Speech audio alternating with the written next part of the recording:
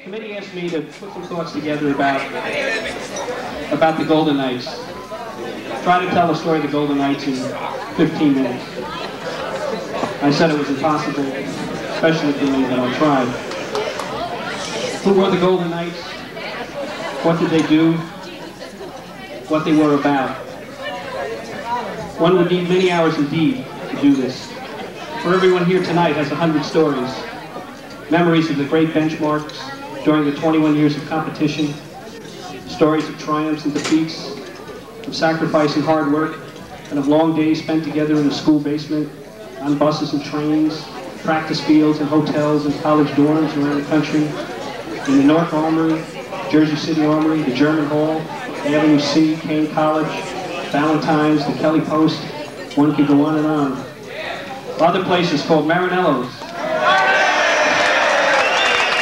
Singers,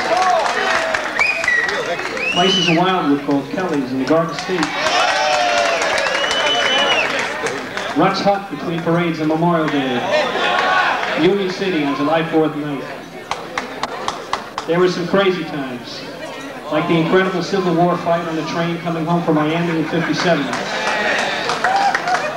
Or the legendary food fight with jailhouse box lunches on the bus in Minnesota in '59. There was a disastrous attempt to feed the entire Corps with buckets of Kentucky Fried Chicken in Bordentown in '69, where the mosquitoes got more chicken than the Corps. And there were light moments, like getting off a bus in Florida or LA in the '50s and having complete strangers come up and say, "Hey, where's Al Cohn?"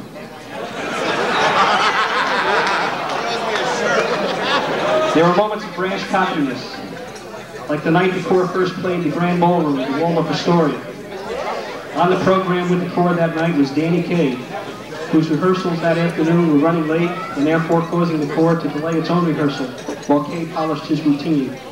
From the rear ranks, Frankie Dalton shouted out, "Who's he? Is he a national champ?"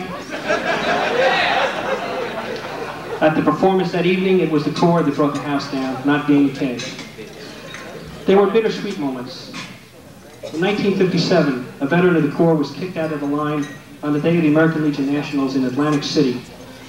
But instead of sulking in seclusion, he was at midfield on the back side of the Armory floor that night as the Corps defended its national title indoors.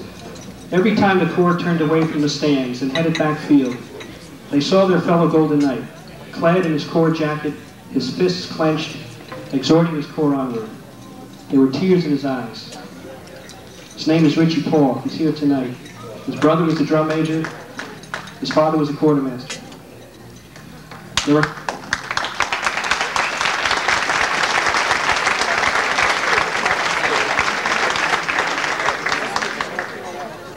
were countless moments of solidarity and sacrifice. In 1970, the Corps was told it could not go to the VFW Nationals in Miami unless it placed first or second in the CYO Nationals in Boston. The prize money was needed desperately. BS finished third that night. But in a parking lot outside Newton, Mass., everyone began digging into their pockets. 14-year-olds threw in $1. Others gave $5. Instructors, Dick Burns and Jack Boyko, and others endorsed their payroll checks and handed them back. The staff and the quartermasters and wardrobe ladies all emptied their wallets. An overwhelmed Father Staub finally succumbed. "Okay, get on the buses," he said. "It's on to Miami." And there were moments of monumental tension. At the Legion Nationals in '59 in Minneapolis, there was no retreat. The Corps had to simply sweat out waiting for the posting on the board of the score of the Chicago Cavaliers, who had put on a magnificent show.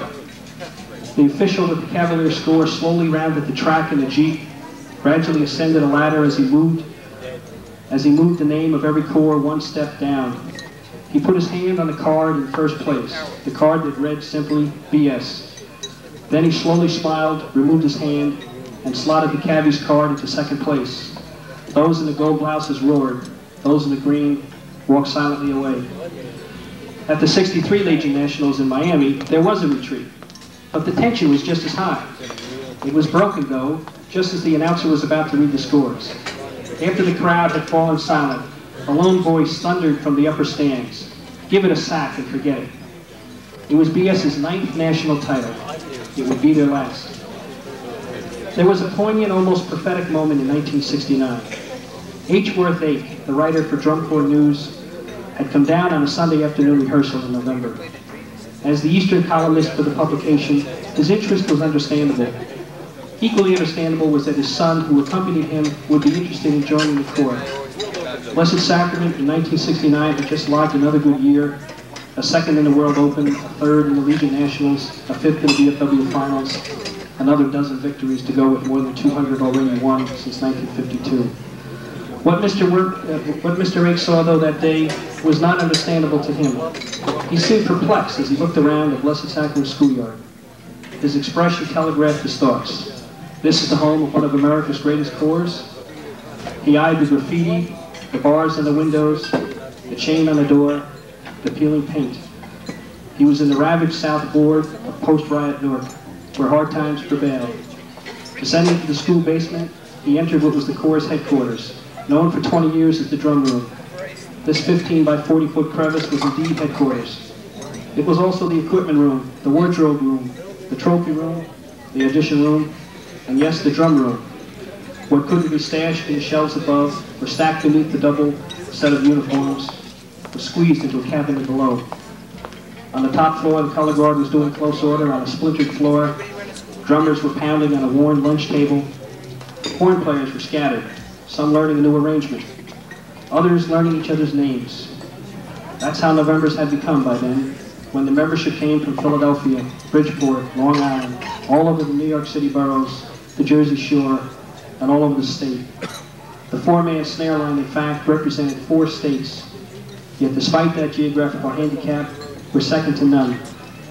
When practice would end that night, everything belonging to the Corps not carried away would be locked up in that tiny room, which was literally part of the school's boiler room. The younger Ake did not return the following Sunday. Looking back, it is easy to understand why an outsider would have been so perplexed. For how does one explain how a drum corps could continue to be a national contender with such little staff, without proper facilities, no longer having parish backing, without a feeder corps, and devoid of any financial support? Yet despite all those obstacles, the following year, 1970, saw the Corps in the gold and black right there in August again, challenging for national honors. To answer that perplexing question, and to fathom that indomitable spirit of 69 and 70, one must return to the roots of that spirit. It all began rather modestly, shortly after World War II, when Father John Kiley started a parish parade corps. The big show in those days was Our Lady of Fatima rallies in Newark School Stadium. The Blessed Sacrament cadets wore purple then, and had girls in the ranks. Soon, Marty Nolan would become director, later to be joined by co-director Vinnie Walsh. Eventually, the girls were dropped and the colors were changed to black and gold. In '51, a young curate from Jersey City was assigned to the parish. His name was Reverend Robert F. Garner. He quickly transformed the Corps into a competing unit, something that many of its members had wanted for 2 years. Father Garner immediately began casting about the winter, looking for the best instructors possible. He was told about 2 fellows who were teaching St. Mary's in Nutley. One was an old member of the Grand Street Boys from New York named Bill Hayes. He taught marching and horns. Another was a little skinny chap from Brooklyn named Bobby Thompson, who, it was said, was a fair drum instructor. Bobby was still there in the fall of '73, the day the Corps folded, and even Bill Hayes, who had retired and moved to Florida after 8 seasons, returned a decade later to help BS field its last great Corps in 1970. He also had a role in the struggle to survive in Union when the Corps moved out to Newark in 1971. Perhaps not too many people took notice of this little corps from South Newark when it entered its first contest in the summer of '52 at the States in Wildwood. Led by drum major Jack Stecker, this unknown corps played a fanfare of I Hear Music, stepped off the line to the Robert E. Lee March, and closed with Goodbye, My Lady Love. The concert, Ave Maria. 2 months later, they entered the Legion Nationals on Randall's Island and placed 15th, but in doing so, defeated a host of corps from throughout the country. Some no doubt noticed the definite improvement in 2 months, but no one there that day could possibly have imagined that the next time this corps would show up at a national